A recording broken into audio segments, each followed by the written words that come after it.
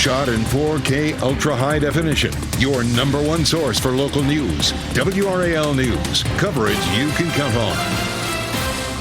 You can put that heaviest winter coat away for it today. Temperatures warming up nicely, but I'm also tracking some rain that starts tomorrow and lasts for several days. Indecent exposure at parks. A warning from a Raleigh woman after a man flashed her on a trail. The response from police after seeing an increase in similar cases. Saving on property taxes. Today, state leaders are looking into ways to give you some relief. The challenge is making it harder for them to get that done. Good morning, everyone. It is 4:30 on your Wednesday morning. We're glad you're getting an early start on your day with us. And today we're going to get a taste of spring. Let's get to meteorologist Elizabeth Gardner in the WRAL Severe Weather Center. And even our morning temperatures feeling mild. They really are. Temperatures are in the 50s this morning. And yesterday we were right down near freezing. So that's a big jump. We take a live look at Pittsburgh. There is some cloud cover out there. And as the sun comes up, we'll see that. I think we'll see a mix of sun and clouds to start with. But the clouds will likely get thicker as we head through the day. Our wind is coming out of the southwest at 11 miles per hour, and that southwesterly wind is really what's helping to keep our temperatures warm. 53 is our current temperature around the Triangle. It's 51 in Fayetteville and South Hill, 49 in Rocky Mount, and 52 in Roxborough. So everybody's seeing these mild temperatures this morning, and these temperatures are anywhere from about 15 to almost 25 degrees warmer than this time yesterday. The afternoon won't be that much warmer because we already started to see the warm air moving in yesterday. This morning, this is a look at how much of the sky is covered with clouds, about 50% this morning, but as much as 80 to 90% later this afternoon. Today does stay dry and mild with temperatures in the upper 60s, but tomorrow we have some rain in our forecast, and we'll walk through that coming up. Elizabeth, thank you. Durham police are investigating reports of shots fired on South Roxborough Street. The WRAL breaking news tracker pulled up to the scene just before 3 this morning.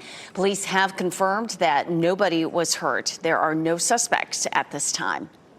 A mom in Raleigh is sharing a warning to be aware of your surroundings while you're out for a walk. She says a man exposed himself to her at Biltmore Hills Park. That's where we find WRAL's Ali Kadlabar live this morning. Ali, this is the latest in a series of incidents like this at Raleigh City Parks. Yes, and this woman told us that she was walking on a trail here at Biltmore Hills Park whenever she felt like somebody was following her. And when she turned around, she saw a man. And this is video that she took. This is Mysetta Alston. She says she took this video moments after this man exposed himself and harassed her. WRAL reported on several instances back in November. Several women were flashed along Crabtree Creek Trail. Police told us officers frequently patrol greenways, but they can't be everywhere all at once. Austin says she called police and waited 30 minutes. There should definitely be security out here. I didn't see any security. I feel like I know there's other emergencies, but maybe they could respond faster next time. And we have reached out to police after this incident. They say that they are investigating, and we're reaching out this morning asking how many incidents like this have happened in Raleigh parks, as well as what is RPD doing to prevent crime in these areas. Reporting live in Raleigh, Ali Kadlabar, WRAL News. Happening today, state lawmakers will be focusing on potential changes to property taxes that you pay. WRAL's Kelsey Coffey is live at the Legislative Building in Raleigh this morning. Kelsey, lawmakers are trying to find ways to bring these taxes down. Yes, Renee, today's state leaders will talk about some options to help lower your property taxes. We've been following conversations like this one for a long time here at the Legislative Building. State lawmakers are debating whether they should order changes to property taxes or if they've even have the authority to do that. Property tax rates are set by city and county leaders, not the state government. And all that money stays local, funding parks, schools, and police. So where does the state legislature come in? They're not entirely sure yet. Meetings like the one today are for the legislature to brainstorm how they might be able to lower property taxes, at least for some people, while also not hurting the ability of local governments to pay for schools, law enforcement, and other needs. The housing price index here in North Carolina rose to an all-time high last year, according to federal data. And polling shows that cost of living is top of mind for a lot of people since inflation hit. If you want a full breakdown of these conversations about lowering property taxes, head to WRAL.com. Kelsey Coffey, WRAL News, live in Raleigh. The town of Holly Springs has approved new protections for minorities and the LGBTQ community. The ordinance prohibits discrimination based on race, hairstyles, sexual orientation, and more. It passed with a vote of 5-1. Councilmember Danielle Hewittston voted against it. She said she is worried it could open the town up to future lawsuits. This law tells us that we don't have the authority to adjust on the business practices. These are rules that other Wake County town and cities had adopted years ago. Holly Springs previously voted against it back in 2022. All 6 current town council members have been elected since then. A Durham mom who's accused of killing one of her children and trying to kill the other tried to harm herself in jail. Andrea Faust made her first court appearance from a hospital bed yesterday. She is charged with first-degree murder. Her husband, Eric, took the stand, and he told the court his wife was a tremendous mother who suffered from a mental health crisis. He also begged her to stop harming herself. Andrea, I want you to hear this. Kenny is making a full recovery. He's doing great. I know how horrible you must feel, but you still have to, we have got to get you mental health. I'm working on that. The assistant district attorney asked the judge to place Faust on suicide watch when she's released from the hospital. Her next court date is March 3rd. New developments overnight in the disappearance of Nancy Guthrie. The FBI says the DNA on the glove that was found 2 miles from her home did not match any DNA in their national data bank. It also did not match the DNA taken from her property. The Pima County Sheriff says they are chasing other leads. They are analyzing new surveillance video from Guthrie's Ring doorbell and looking into some kind of ring showing through their suspect's glove. They also say they're looking into unique characteristics of the suspect's gun holster. The sheriff says they have 400 investigators working on this, 17 days into the search for Nancy. As long as we have the ability to chase a lead, it's not cold. And we have thousands of leads we're looking at. We're going to find Nancy, and we're going to find who did this. Sheriff Chris Nano says they are using a tool called a signal sniffer to try and track the signal from Nancy's pacemaker. Google says it is also trying to recover more surveillance video from her Nest cameras.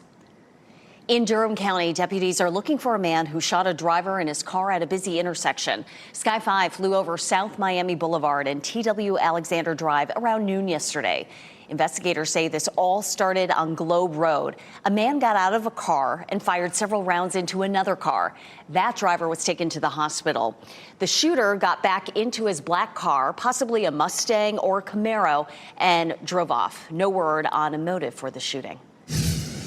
2 paratroopers based at Fort Bragg were among 3 men killed in a crash Saturday morning. This happened on NC Highway 87 near Olivia Road in Harnett County. A car crossed the center line and crashed head-on with a truck.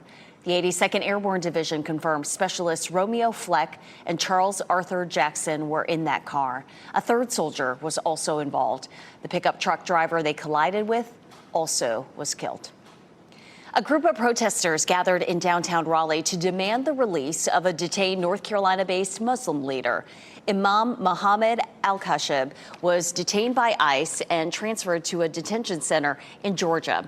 The protesters point out he is a respected faith leader in New Bern. Organizers call for full protection of Al-Khashab's constitutional rights and his immediate release from immigration detention. Hundreds of NC State fans are celebrating after the Wolfpack's huge win against UNC last night. As is tradition, the bell tower turned red and students and fans moved the party from Lenovo Center over to Hillsborough Street. NC State did not hold back from the start against the Tar Heels. The Wolfpack ended the first half with almost double the points. Carolina fought to dig their way out of the deficit but could not get the job done. UNC's top 2 players were on the bench with injuries, and while the Tar Heels fought. NC State hands the Tar Heels their worst loss in the series since 1962, 82-58. Here's what we're watching for today in the Winter Olympics. Medals will be awarded in events including men's and women's snowboarding, skiing, and speed skating. The men's hockey quarterfinals are happening, including Team USA taking on Sweden. The American women are on the ice for curling right now. The men get started later this morning. So here's the medal count. Norway is in the lead, 31 medals. Italy is in second with 24. The U.S.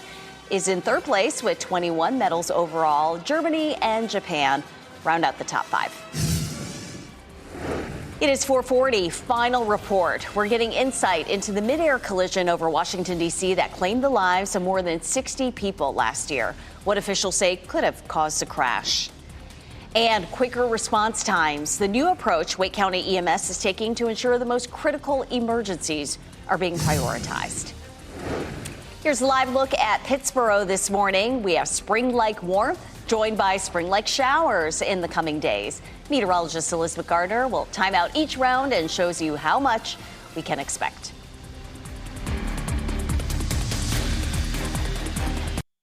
From the WRAL Severe Weather Center, North Carolina's most experienced team of meteorologists. It is 4:44 and it's Wednesday. And so we do light the tower in pink every Wednesday to remind you that your breast health is very important. So make sure that you're paying attention to that. We do have cloudy skies out there this morning, but we're going to see a decent day today. The temperatures are much warmer than they were yesterday. 51 in Fayetteville, 54 in Roxborough, 52 in Garner, 51 in Goldsboro. Yesterday, our temperatures were down into the teens, so we're running about 15 to 20 degrees warmer this morning. We won't see that same warmth as we get into the afternoon. Not such a big difference. We ended up, of course, having some of the warmer temperatures come in yesterday afternoon, so temperatures will be in the upper 60s. But walking the dog this morning, you probably leave the gloves at home this morning and just head out in a light jacket. We will notice some cloud cover today. The clouds today won't bring us rain, but we do start a wetter pattern tomorrow. We'll take a look at that coming up. Elizabeth, thank you. Wake County EMS is changing how it responds to 911 calls. It is moving away from first come, first served and prioritizing the most life-threatening emergencies. Wake County EMS averages 380 calls for service a day. Yet for every 10 people who call 911, only one is considered to have a life-threatening emergency. The new approach ensures that person gets the quickest response, even if they weren't the first caller. Help will be on the way, right? The purpose of this prioritization process is to make sure that the sickest patient gets the quickest response and that all patients get a reliable response. A medically trained dispatcher will ask the caller a series of questions to determine the level of care that they need. Another measles case was reported in North Carolina. That brings the total in December to 22. Let's take a closer look at how quickly those numbers climbed. Just before Christmas, we saw our first measles case of the year, of 2025, And then by January, we saw 16 more cases. The spike has slowed some, with just 4 cases so far this month. 2 of these are in our area, one in Johnston County, one in Nash County, along with several exposure warnings issued in Wake County and other places. You can count on WRAL to keep track of any new cases and exposure risks in our area. You'll find everything you need to know about the measles wherever you watch WRAL, on WRAL.com, and on the WRAL News app. This morning, YouTube is back online for hundreds of thousands of users. An issue caused the app and the homepage to stop working for more than 300,000 users on Tuesday night. The company resolved the issues within 2 hours, thanking customers for bearing with them while they fixed the issue. It's unclear what caused the YouTube outage. There were several errors made that led to the deadly crash between a Black Hawk helicopter and an American Airlines plane over Washington, D.C. last year. That's according to the NTSB's final report on the deadly mid-air crash that killed 67 people. The report points to failures across different parts of the federal government, including blaming the FAA and the Army. It also listed 50 safety recommendations, mostly toward the FAA. During a January meeting, the chair of the NTSB said the crash was 100% preventable. Tax season is here, and the IRS says Americans are getting more money back. The latest filing data shows taxpayers are receiving up to $2,300 in returns. That's up nearly 11% from last year's filing season. The data also shows a slow start this filing season, with only around 7 million refunds filed as of February 6th. While the number of refunds has declined, the total amount refunded has risen.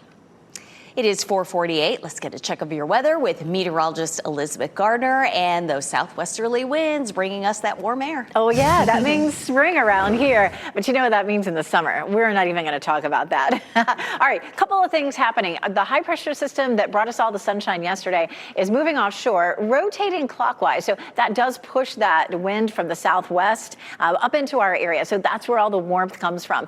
Also, we get some moisture because it's coming off the Atlantic and off the Gulf of Mexico. Then comes a cold front with a warm front to the north of it. So this whole area south of the warm front and east of the cold front is where all the warm air is. So we're in what we call the warm sector right now. And so that's really our story for today. We take a live look at Pittsburgh. It's 53 degrees. It's a lot warmer this morning than it was this time yesterday, and a little breezy, but that southwest wind is, of course, helping to feed the warmth in. Temperatures around lunchtime climb into the low 60s, but we do have more cloud cover that's back to the west. It's also going to be breezy. Our winds will be out of the southwest, gusting up to 25 to 30 miles per hour. So you'll notice that wind today will be a little bit stronger than yesterday. Our temperatures are nice and mild this morning, 52 in Chapel Hill and Garner, 52 in Apex and in Rollsville. We're pretty consistently in the low to mid 50s this morning, which puts us at about 15 to as much as 25 degrees warmer than yesterday. So that's a big jump. But again, we don't see that big jump this afternoon. We're going to see temperatures in the upper 60s for Raleigh and Durham and low 70s in Fayetteville. A good bit of cloud cover. We're already starting to see some cloud cover from that cold front that's back to our west. Our temperature normally 56 degrees. So we're looking at very warm conditions, especially Friday. Look at that Friday. That's going to be right before the cold front gets here. And that's when we tend to see the warmest temperature. So is it a record? Hey, yeah, we could tie the record on Friday at RDU. We're not likely to break the record in Fayetteville with a high of 78. The record is 82 degrees. Our next weather maker comes in tomorrow. That warm front will sag southward and bring us a chance of showers mostly to the north of the triangle area. And then the cold front gets close to us on Friday. There's a small chance of an afternoon thunderstorm with that. And then the front stalls over us on Saturday, which keeps the chances of rain going. And then eventually, slowly during the day, Sunday, that moves out. What does that mean for your weekend plans? Well, it does look like we could see a few scattered showers Saturday and Sunday. So we're giving it a yellow. Coming up in just a little bit, we're going to walk through Futurecast and show you a little bit more detail on the timing. Temperatures, once the front comes through, really start to drop. We're back down below freezing by the beginning of the week, at least in the morning. Elizabeth, thank you. Shia LaBeouf arrested. The actor now facing battery charges after an aggressive incident in New Orleans. What investigators say led to the Mardi Gras chaos. And Star Wars Scooby-Doo, new installments to the two classic series. That and more coming to your small and big screens.